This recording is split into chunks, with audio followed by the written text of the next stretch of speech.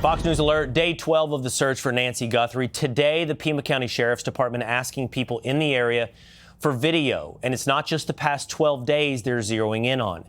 Quote, investigators are requesting all video footage that includes vehicles, vehicle traffic, people, pedestrians, and anything neighbors deem out of the ordinary or important to our investigation from January 1st to February 2nd, 2026.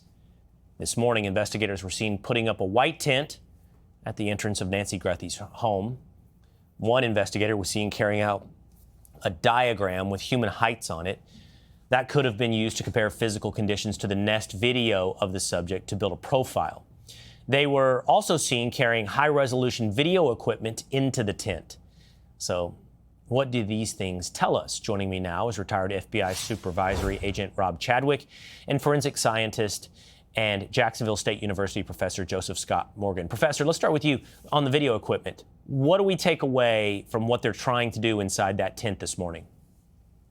Well, it's not just inside the tent, but it's going to be inside the home as well. And they're going to be documenting these spaces very, very carefully, going inch by inch as they move about the residence, the interior, and then probably any kind of items that might be brought out that are being protected by the tent so that they can document them there on site. I think that that's probably what we're looking at this point in time. Okay.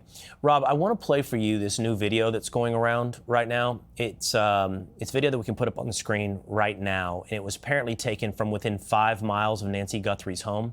People are pointing out, it's being circulated widely online, what this man in this video is wearing and asking questions about how similar it is to the Nest video footage out in front of Nancy Guthrie. But my question for you, Rob, is about the timeline. So this video here is reportedly from 1:53 a.m. Now, there's conflicting stuff we're getting on the Nest video. I think TMZ is reporting the Nest video outside Nancy Guthrie's home is 2:12 a.m. But at the same time, there was a report that the Nest video went offline at 1:47 a.m. What I'm getting at, Rob, is for this video on the screen right now to have any connection to the other, it's hard to make the timeline add up.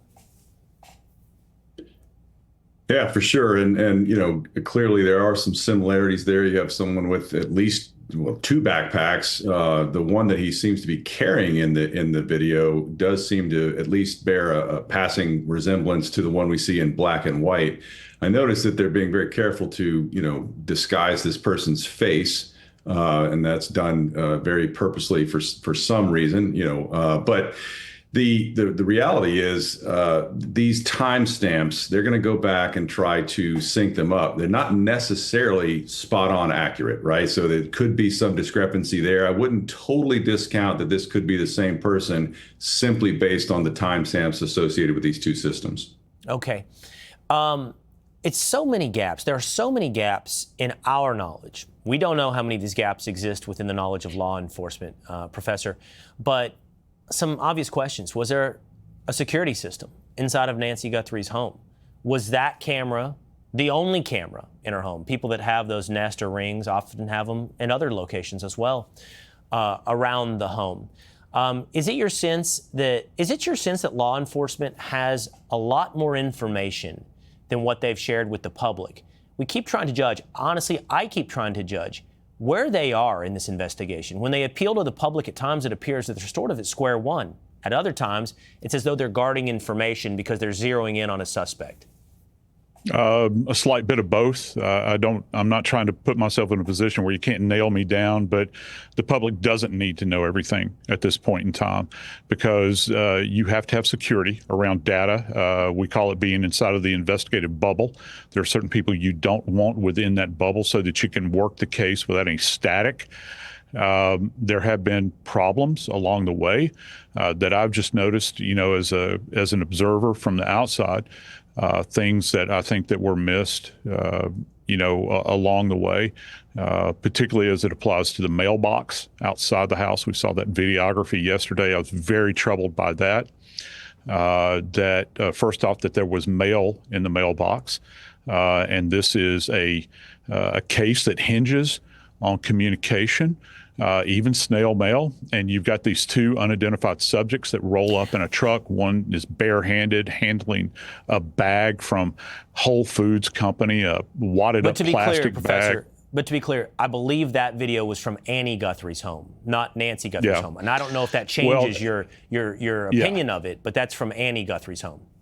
Yeah, actually it does. And I still don't, because they're trying to contact the family, and I still don't understand why they are not coordinating with the postal inspectors, because every bit of mail that comes in and out of this family's reach is significant here, trying to paint the narrative all the way around. Right. And you need to lock all of this down. So yeah, there are some inconsistencies at this point in time that it doesn't feel right at this point in time. But yeah, we don't know everything that they know, and we shouldn't. To that point, Rob, I do think at some point, the longer this goes on, we either have one of two options that we sort of have to lean toward. I mean, 12 days for a disappearance, that's a long time. That's a long time in a criminal investigation, certainly one that is this high profile with this much attention on it. So it sort of leads us to one of two areas. Either law enforcement has made a lot of mistakes along the way, missed things that could have led them in the right direction earlier, or the dismissal that many people have said that these guys are amateurs begins to come into question. Like, if you're getting away with it for 12 days, I have to assume some level of competence. Well, I will say this: this investigation is almost unprecedented in its level of coverage and attention, and so you brought in the FBI. I think they've done an incredible job in recovering some real just game-breaking digital evidence. But this investigation ultimately is going to be solved through a combination of the next generation evidence, the digital stuff, and good old-fashioned detective work, police work. When I was a young policeman back years and years ago, as a patrolman, if you saw someone out in a neighborhood, a residential neighborhood, at 2 or 3 o'clock in the morning, you do what they call a field contact card. Just, hey, what are you doing out here? You take a name, and I can't tell you how many times that led to, sometimes months later, a detective doing an investigation of something seemingly unrelatable. That turns out to be the thing. Yeah. All right. Rob and Joseph, I'm sure this is not the last we'll be talking to you. So hey, Sean Hannity here. Hey, click here to subscribe to Fox News YouTube page and catch our hottest interviews and most compelling analysis. You will not get it anywhere else.